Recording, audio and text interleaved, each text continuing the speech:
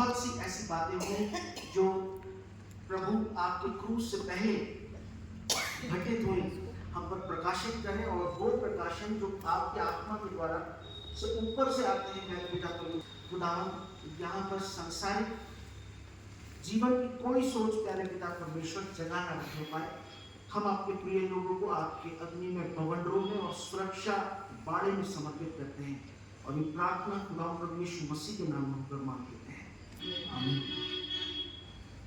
Sold for 30 pieces of silver, 30 चांदी के टुकड़ों में बिका हुआ जीवन। जकरिया नबी की पुस्तक उसका 11वां अध्याय 12-13 आयत अभी आपके सामने पढ़ी है।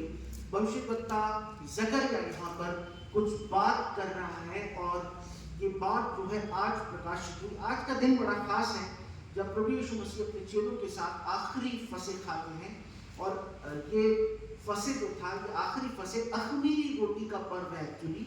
और ये अख़मीरी रोटी का जो कॉन्सेप्ट है, प्रभु यीशु मसीह यहाँ पर ये बात डिमॉन्स्ट्रेट कर रहे हैं, ये दिखा रहे हैं कि वो भी व्यवस्था का आदर और मान सम्मान करते हैं। वो ये बता रहे थे कि व्यवस्था का देने वाला मैं ही हूँ, और उसको पूरा भी मैं ही करूँगा, क्योंकि व्यवस्था मैंने दी है तो मैं पूरा भी इसे करूँगा। लेकिन अब नई शिक्षा के साथ, नई वाचा के साथ, नई सोच के साथ, नए उद्धार के साथ मैं अपने लोगों के लिए नया जीवन प्रकाशित करूँगा, नया जीवन उतारूँगा। कैसे? अख़मीरी रोटी का एक पर्व निकला था जब मिस्र से निकला, जब इजरायली मिस्र से उस गुलामी में से निकल भी नहीं पाए थे, वो इजिप्ट में थे, मिस्र में थे, तब ये पर्व परमेश्वर ने मनाने के लिए कहा। और उसने कहा था कि मैं मिस्रियों के पहलौठों को मार दूंगा, इसलिए तुम एक काम करना, खमीर तुम्हारे जीवन में प्रवेश न करने पाए, और खमीरी आटा नहीं खाना, अख़मीरी आटा खाना है। और उसके साथ जो मेढ़ा तुम ज़बह करोगे, मेढ़ा तुम चढ़ाओगे अपने पश्चाताप के साथ, अपने गुनाहों के साथ। एक बात का ध्यान रखना, वो छावनी के अंदर नहीं होना चाहिए, तुम्हारे गली कुचों और गलियारे से और शहरपना से अलग होना चाहिए, और वहां पर उसको ज़बह करना।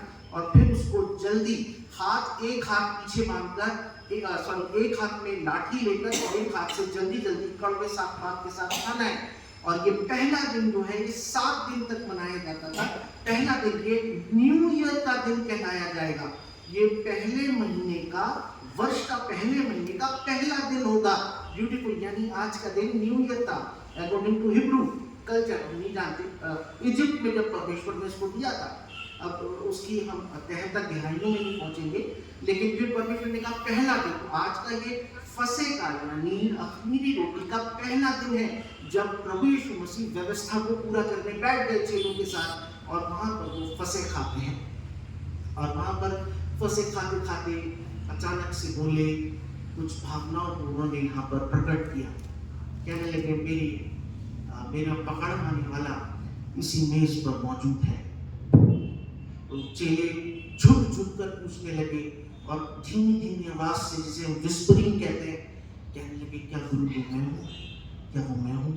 क्या वो मैं हूँ? बोले नहीं, ऐसा नहीं है। जिसने जो चेला सबसे ज्यादा उससे प्यार करता था, कहते हैं यूहन्ना से सबसे ज्यादा प्यार करते थे प्रभु यीशु। कहने लगे, जिस टुकड़े को मैं रोटी के टुकड़े को जिस मैं डुबो कर जिसको मैं रखूंगा, वही मेरा पकड़वाने वाला है। और उसी वक्त प्रभु यीशु मसीह ने रोटी का टुकड़ा लिया और उसे भिगोया, और भिगो के उसने यहूदा स्कूती के मुंह में रख दिया। उसने उसको खाया, चूमा, और उसी वक्त इब्लीस की आत्मा से भर गया, शैतान से भर गया। वहां से वो धीरे से आउट हो गया, निकल गया। प्रभु यीशु मसीह ने कहा, जो तुझे करना है तू कर, जिसके लिए तैयार है। अजीजों, आज का वचन आप जो है थोड़ा सा मनन करने योग्य है, और वहाँ पर प्रभु यीशु मसीह ने उसको कहा कि अब जो तुझे करना है तो वो तुझे कर, और फिर वो निकल गया। लेकिन उससे पहले कुछ घटनाएं घटी।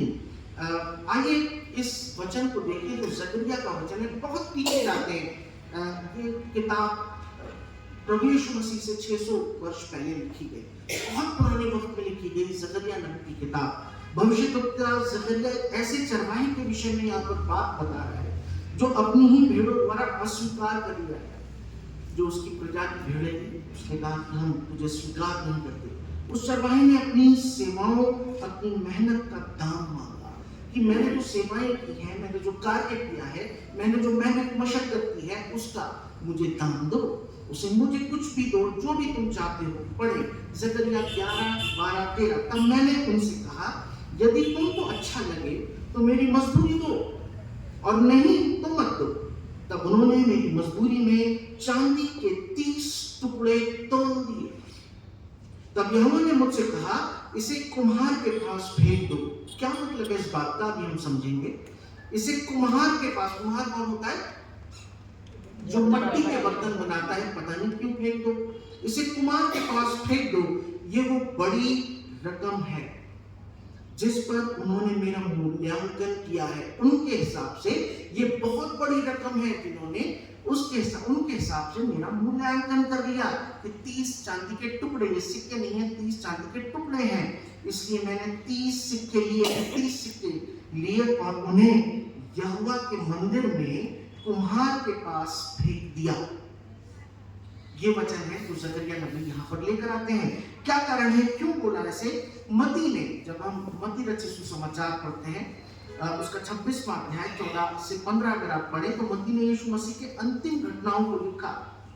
जब प्रभु यीशु मसीह आखिरी फसल ले रहे थे, और उन अंतिम घटनाओं को प्रभु यीशु मसीह लेकर जकरिया नबी की भविष्यवाणी को यहाँ पर उसने अटैच किया, और वो कहता है, प्रैक्टिकली दर्शाया। मत्ती 26, 14 से 15 पढ़े, क्या लिखा है? तब यहूदा इस्करियोती ने, जो 12 चेलों में से एक था, प्रधान याजकों के पास जाकर कहा, यदि मैं उसे तुम्हारे हाथ पकड़वा दूं, यानी यीशु मसीह को तुम्हारे हाथ पकड़वा दूं, तो मुझे क्या दोगे? तो मुझे क्या दोगे? मेरा मूल्यांकन क्या रखोगे?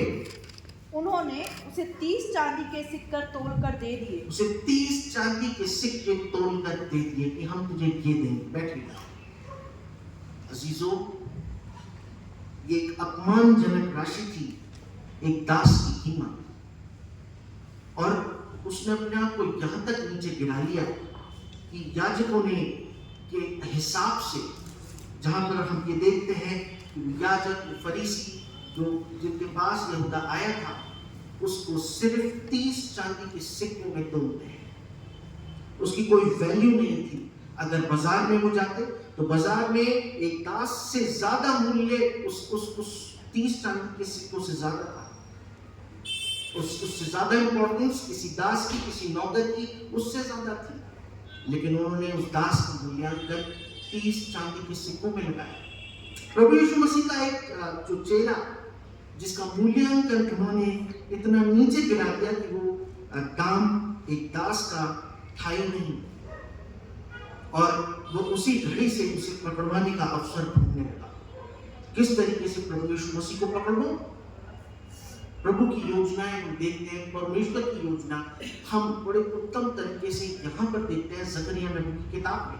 जकरिया नबी की किताब में यहाँ पर एक चरवाहे के विषय में बात की गई है, जिसने अपना दाम मांगा है, मूल्यांकन मांगा है। उन्होंने मूल्यांकन क्या लगाया? 30 चांदी के टुकड़े। और यहाँ पर हम एक चरवाहा देखते हैं, यहाँ पर हम एक चेला देखते हैं, जिसका प्रभु यीशु मसीह का क्या उसने मूल्यांकन लगाया? 30 चांदी के टुकड़े में प्रभु यीशु मसीह को बेच डाला, जबकि उसका रक्त बहुमूल्य है हम सबके लिए। और उसने 30 चांदी के टुकड़ों में उसने अपने खुदावंद प्रभु यीशु मसीह को बेच दिया। यूहन्ना रचित सुसमाचार उसका 13वां अध्याय 21 से 30 क्या लिखा है यहाँ पर पढ़े। यूहन्ना 13, 21 से 30। ये बातें कहकर यीशु आत्मा में व्याकुल हुआ और गवाही दी, मैं तुमसे सच कहता हूँ कि तुम में से एक मुझे पकड़वाएगा। चेले संदेह से ये किसके विषय में कहता है, एक दूसरे की ओर देखने लगे। उसके चेलों में से एक, जिससे यीशु प्रेम रखता था, यीशु की छाती की ओर झुका हुआ बैठा था।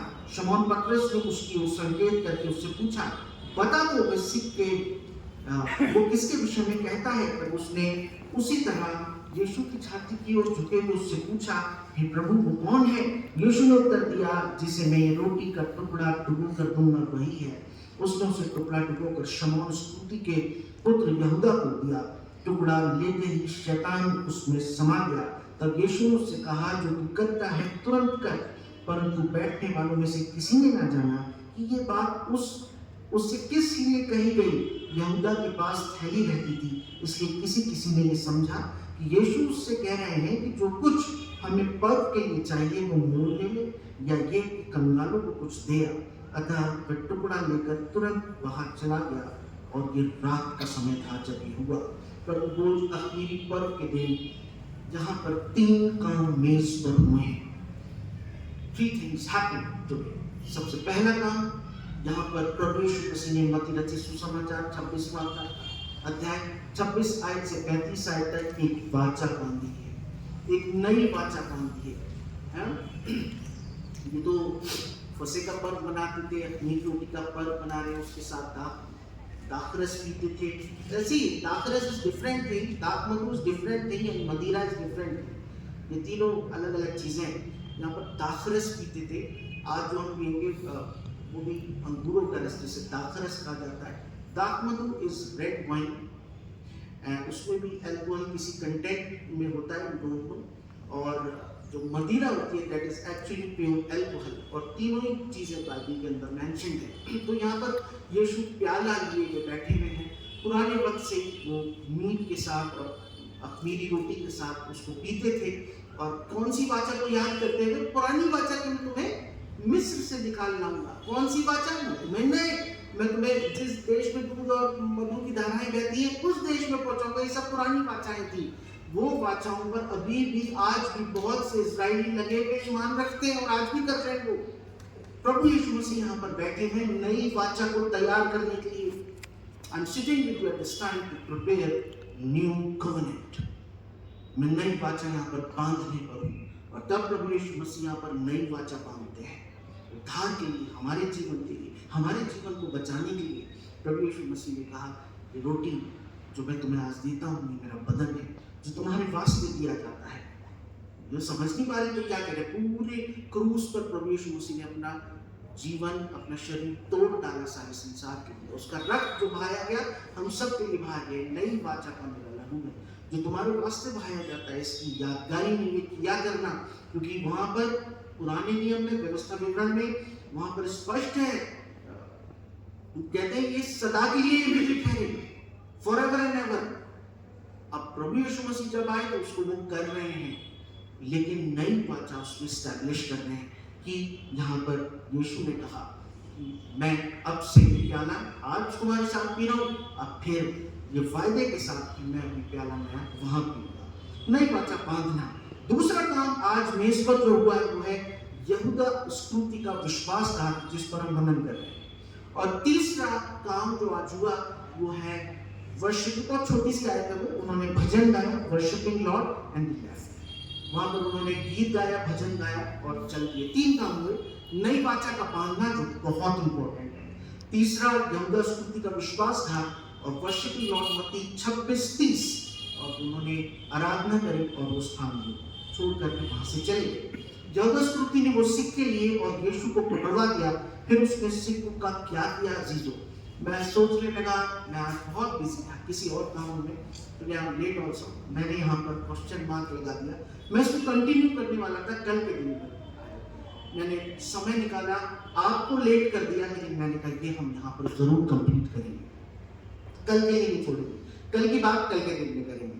फिर उसने सिक्कों का क्या किया? मत्ती 27:3 से 8 अगर आप पढ़े,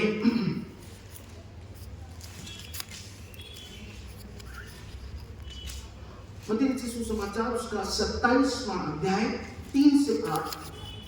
चलिए हम सब पढ़ते हैं, इसे ध्यान से देखें क्या लिखा है इसमें। इसने सिक्कों का क्या किया? फिर ये जाकर हुआ क्या? प्रभु यीशु मसीह को कल क्रूस दे देते, इसलिए मैं सोच रहा था कल इसको कंटिन्यू कर दे, क्योंकि कल के बाद का ही यही है इंस्टेंस। क्रूस दी गई और प्रभु यीशु मसीह हर जगह पर निर्दोष निकले। कैफा के पास गए, हम निर्दोष निकले। 35 पिलातुस के पास गए, हम निर्दोष निकले।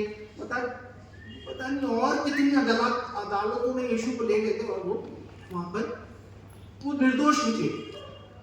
और वो निर्दोष का लहू जो है उस 30 चांदी के सिक्के से खरीदा हुआ लहू था। आइए पढ़ते हैं, बड़ा ही इंपॉर्टेंट है। जब उसके पकड़वाने वाले यहूदा ने देखा कि वो दोषी ठहराया गया है, तो वो बहुत पछताया, क्योंकि प्रभु यीशु मसीह दोषी नहीं थे। और वो 30 चांदी के सिक्के प्रधान याजकों और पुरनियों के पास, यानी पुराने याजकों के पास फेर लाया। है? जो चांदी के सिक्के थे उसके पास उसने क्या किया, फिर से वो फेर लाया और कहा मैंने निर्दोष को घात के लिए पकड़वा कर पाप किया है। आप समझ रहे हैं? आप वचन के साथ है ना? आमीन। उन्होंने कहा हमें क्या, तू ही जान, तूने पकड़वाया है, तू ही जान, तूने पकड़वाया और तूने उसे मौत के घाट उतरवा दिया है। ये बात उसको बहुत नागवार गुजरी और वो चांदी के सिक्के चाहता तो वो कुछ ना कुछ खरीद लेता उनसे। वो चांदी के सिक्कों से कुछ ना कुछ कपड़े खरीद सकता था, कुछ अपना घर बार बसा लेता, लेकिन वो चांदी के सिक्के उसको भारी लगने लगे। उस दिन, आज के दिन, तो सॉरी कल के दिन, वो भारी लगने लगे उसको। वो थैली भारी लग रही थी उसको, हमेशा थैली रहती थी उसके पास, और वो उसको ले आया। उन्होंने कहा हमें क्या, तू ही जान। तब वे उन सिक्कों को मंदिर में फेंक कर चला गया और जाकर अपने आप को फांसी दी और फिर अपने आप को ही मौत दे डाली। अब जब यहूदा स्कूती मर गया तब उसके बाद की कहानी सुनी। वो सिक्के जो है किसके पास आ गए, वो तो फेंक कर चला गया मंदिर में, वो सिक्के आ गए अब प्रधान याजकों और फरीसियों के पास, जो अधिकारी थे उनके पास वो सिक्के आ गए। अब उन सिक्कों को लेकर उन्होंने क्या किया, इन्हें भंडार में रखना उचित नहीं। भंडार से कह सकते हैं जैसे ये डोनेशन बॉक्स, भंडार से कह सकते हैं जैसे हम लोग अभी हदिया देते हैं और हमारा एक खत्ता है चर्च का, उसमें हम अपना सारा पैसा जमा करते हैं, हम उसे कह सकते हैं भंडार। ये भंडार में ये वाले चांदी के सिक्के रखना उचित नहीं है, क्योंकि ये एक लहू का दान है।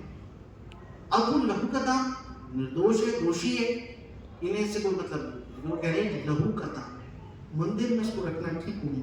अतः उन्होंने सम्मति करी, आपस में डिस्कशन किया कि सिक्कों से परदेशियों को गाड़े जाने के लिए कुम्हार का खेत मोल ले लिया जाए। और जरा इसे और समझते हैं, इन चांदी के सिक्कों से एक काम करते हैं हम सब, एक कुम्हार का खेत ले लेते हैं। ये कुम्हार का खेत जो होता है, ये कुम्हार का खेत फर्टाइल लैंड नहीं होती। ये खेत तो होता है, जमीन तो होती है, बहुत बड़ा खेत नहीं होता, ये छोटा सा ही खेत होता है और ये बहुत बड़ा नहीं होता।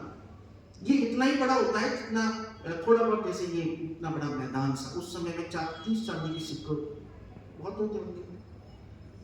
उसकी जो मिट्टी है फर्टाइल नहीं होती, वो मिट्टी बर्तन बनाने के लिए इस्तेमाल में की जाती है। कुम्हार लोग क्या करते थे, उस मिट्टी को लेते थे और उसको गूंधा आटे के समान उससे बर्तन बनाते थे। और उस खेत को उन्होंने उस 30 चांदी के सिक्कों से मोल ले लिया। क्यों ले लिया? कि जो इस्राएलाइट्स हैं उनके अलावा जो बाहरी परदेशी आकर देश के अंदर रहते हैं वो मर जाते हैं। उन्हें वो ये नहीं चाहते, क्योंकि वो गुनहगार भी होते थे, उन्हें सूली पर भी टांग दिया जाता था, वो गलत काम भी करते थे देश के अंदर, वो चोरी चकारी भी करते थे, जिसकी गुनाह की सजा व्यवस्था से निकलती थी, उन्हें भी सूली चढ़ाया जाता था। और भी बहुत सी चीज, वो नेचुरल डेथ भी मर जाते थे। कौन से इस्राएलाइट्स नहीं, बाहर के परदेशी, यानी इस्राएल से बाहर के लोग, वो भी रहते थे, व्यापार करते थे। और क्या होता था कि वो लोग मर जाते थे। उनका कब्रिस्तान वे चाहते थे कि इस्राएलियों के साथ ना हो, बल्कि अलग ही उनका। तो वो कुम्हार का खेत उन्होंने उस 30 चांदी के सिक्कों से मोल लिया और वहां पर उनके लिए कब्रिस्तान ठहरा दिया, ताकि सिक्कों से परदेशियों के गाड़े जाने के लिए कुम्हार का खेत मोल ले लिया। इस कारण वे खेत आज तक, वो खेत लहू का खेत कहलाता है, क्योंकि उससे प्रभु यीशु मसीह को खरीदा गया था। आप समझ रहे? उस खेत से, तब जो वचन यिर्मयाह के और ये बात की बात है। अब जब आप जकरिया नबी की किताब की ये भविष्यवाणी पढ़ते हैं, जिस पर हम वरी नहीं करते अजीजों, ये यहाँ पर आज के दिन पूरी हुई। आमीन। परमेश्वर का पाक कलाम, परमेश्वर में लिखी हुई बातें एक लेटर है जो कि पवित्र आत्मा ने फैला कर रख दिया है। कहाँ कब कौन सी बात हमारे जीवन के लिए लाभदायक हो जाए, इस पर प्रकाश डालना ये पवित्र आत्मा के द्वारा होता है, क्योंकि उसमें कुछ बातों को हम बार बार कहते हैं पंडितों और ज्ञानियों से छुपा कर रखा, अपने बच्चों पर प्रकट किया है। और धन्य है आपका पासवान और धन्य है आप जिस पर पिता परमेश्वर उन बातों को प्रकट करता है। हमें अजीज पढ़े जकरिया, तब मैंने उससे कहा यदि तुमको अच्छा लगे तो मेरी मजदूरी दो। अच्छा, फिर उसके बाद जो 13वें आए थे, तब यहोवा ने मुझसे कहा, इससे किसने कहा? परमेश्वर ने कहा। किसने कहा? यहोवा परमेश्वर की, परमेश्वर की योजना थी। परमेश्वर आगे तक जानता है कि क्या होगा। यहाँ वो कह रहा है, तब यहोवा ने मुझसे कहा इसे कुम्हार के पास फेंक दो। समझ में नहीं आया था स्टार्टिंग में कुम्हार के पास क्यों फेंका गया था। ये वो बड़ी रकम है जिस पर उन्होंने मेरा मूल्यांकन किया है। प्रभु यीशु मसीह इस आयत में छुपे हुए हैं।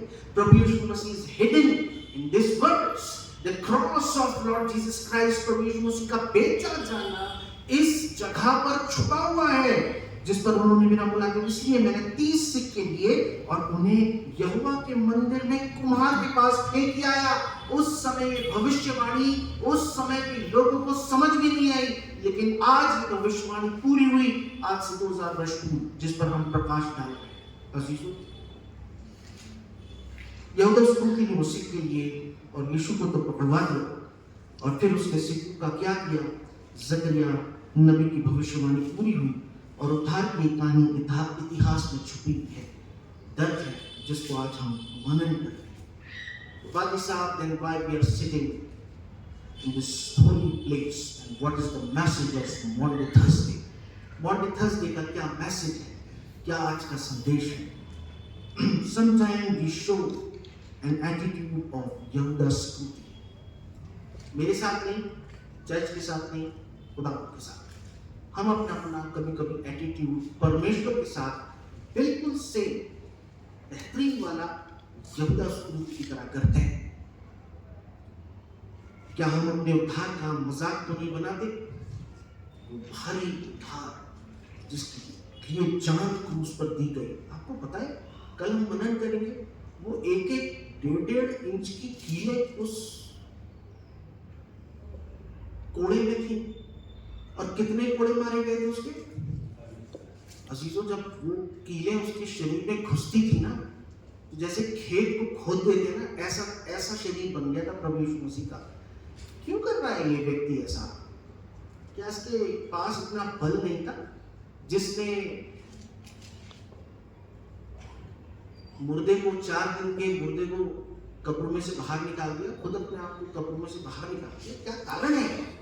कुछ ना कुछ तो वजह है इसके पीछे अजीजों, जिसने उसने हमारे पापों की खातिर अपनी जान क्रूस पर दे दी।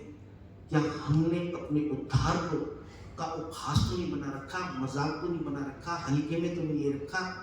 क्या हम अपने तिखालों पर अब तक बैठे हुए हैं, या हमने पाकलाम की जो उसकी गंभीरता है, उसकी इम्पोर्टेंस है, उसकी महत्वता है, अभी तक समझी नहीं समझी? क्या हम अपने प्रभु यीशु मसीह की कलीसिया के वफादार हैं या नहीं? ना तो वो चेलों का वफादार हुआ, ना यीशु का वफादार हुआ। क्या मैं जो बड़ी कलीसिया में, इनविजिबल चर्च में, यूनिवर्सल कैथोलिक चर्च में मैं जोड़ा गया हूँ? We are catholics. Hello, amen, praise the lord. We are catholics. Catholics means universal church. We are not, of course, Roman Catholics, but we are Catholics. हम उस invisible church में जुड़े हुए हैं। क्या हम उसकी महत्वता को समझ रहे हैं? जब प्रभु यीशु मसीह के नाम से, उसके रक्त से हमने उद्धार पाया है, अगर मैंने आपने उस रक्त को हल्का समझ रखा है, तो अभी हमें अपने जीवन को जांचने और परखने की जरूरत है। इस मेज पर आने से पहले अपने मनों की तैयारी कर रहे हैं, अपने जीवन को समर्पित कर रहे हैं। क्या हमने अपने प्लेजेस और दान देकर चर्च को खरीद तो नहीं लिया? 30 चांदी के सिक्कों में जब हम चाहे चर्च में अपना हिसाब किताब करेंगे, आएंगे नहीं आएंगे, जो करा जा रहा है खुदावंद की उपस्थिति में, आए नहीं आए, परिस्थितियां हैं, ठीक है, अच्छी बात है, पर क्या हमारा मसीही जीवन भक्ति का है, या यीशु को हमने धोखे से चूम रखा है कि थोड़ा सा यीशु मसीह, थोड़ा सा खुदा, थोड़ा सा संसार, थोड़ा सा आकर्षण, थोड़ा सा बाइबल, थोड़ी सी प्रार्थना और थोड़ा सा धुआं, थोड़ी सी इबादत और थोड़ा सा संसार। क्या हम खुदा के प्रति अपनी खिदमत पूरी कर रहे हैं अजीजों? जिस प्याले में से हम पीते हैं, जिस मेज पर हम खाते हैं, क्या हम उसके हर रूप से क्या हम उसके वफादार हैं?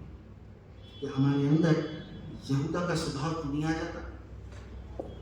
बहुत से बड़े चर्चेस में लोग होली कम्युनियन पूरी नहीं लेते और बीच में से उठ के चले जाते हैं। That is the attitude of यहूदा। तो बीच में से उठ के चला गया, प्रभु पहुंच गए। चर्च यीशु की देह है, आप उसके अंग हैं। उसको अपनी अभक्ति, अमौजूदगी, अनअवेलेबिलिटी से फिर से उसको क्रूस पर ना चढ़ाएं। ये 30 चांदी के टुकड़े, ये महीने के 30 दिन हैं। कहीं हमने उन्हें शैतान के लिए यीशु को बेच तो नहीं दिया कि चर्च को थोड़ा सा बाद में देखेंगे। अभी हम संसार के बहुत से काम कर रहे हैं। बच्चों का जीवन बनाना है, भविष्य बनाना है, बहुत इंपॉर्टेंट है। हमें अपना परिवार बनाना है, अपना घर बनाना है, अपने जीवन बनाना है, ये बहुत इंपॉर्टेंट है। हमने उनकी पहली प्राथमिकताएं देखी और ये 30 महीने के दिन जो हमें मिलते हैं, इसमें हमने कहीं यीशु को दांव पर तो नहीं लगा दिया। खुदावंद के पाक कलाम को, प्रार्थना में जीवन को, उसके द्वितीय आगमन को, अपने जीवन की तैयारी को कहीं हमने दांव पर तो नहीं लगा रखा। प्रत्येक दिन मसीही जीवन के सफर का एक एक कदम है अजीजों। एक दिन आता है, वो एक कदम होता है जिसमें हम बढ़ते जाते हैं। ये एक एक कदम हमारे जीवन का बहुत इंपॉर्टेंट है, क्योंकि यीशु मसीह ने उन चेलों को उस तेल के हांडों में तल दिया गया।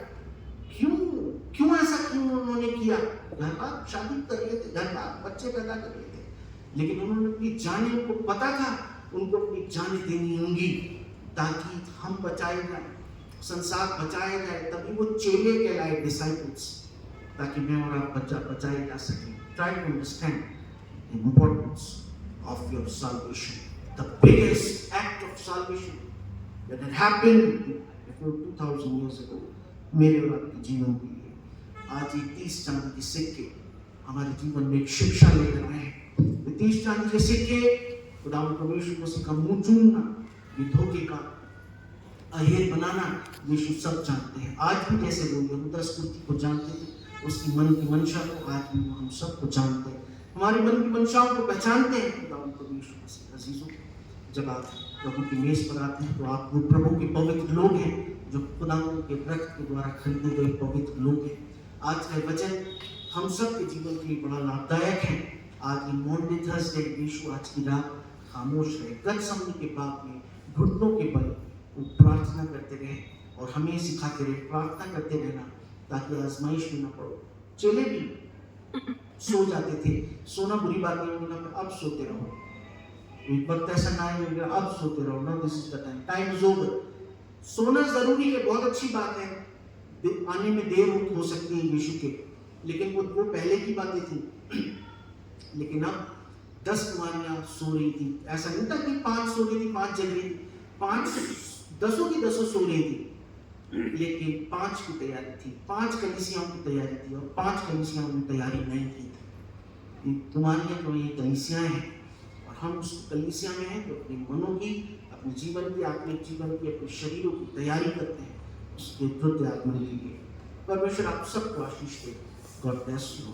आमीन। प्रार्थना स्वर्गीय महान शक्तिमान पिता परमेश्वर, बड़ी दीनता अनुग्रह के साथ हम आपके पवित्र चरणों में आते हैं। खुदावन आपका तहे दिल से शुक्रिया अदा करते हैं। खुदावन अपने आप हमारे जीवन को बचाने के लिए अपनी जान को उस पर दी। दयालु पिता, हम अपने आप को आपके हाथों में सौंप दें। हमारे भूल चूक, गुस्ताखियों को, गलतियों को, जो क्या और फेलन हमारे जीवन से बशर्ते साबित होकर खुदावन आपने हमें माफ करें, और माफ करें हर एक उस बात को जो आपको नागवार गुजरती है, क्योंकि हम कामिल नहीं, कामिल तो सिर्फ आप हैं खुदा। इसलिए फिर हम अपने आप को आपके हाथों में सौंपते हैं, आपके लोगों को आपके हाथों में सौंपते हैं। आपका जर्रासाया, आपका बड़ा बरकतों का हाथ और खुदावन आपकी उपस्थिति, अभिषेक, कल्याण आपके लोगों के सरों पर ठहरा रहे। हम ये प्रार्थना मांगते हैं कि ये वचन हम सब के जीवन में 100 गुना तक मोड़ बस हो। हमें प्रार्थना खुदा प्रभु यीशु मसीह के नाम में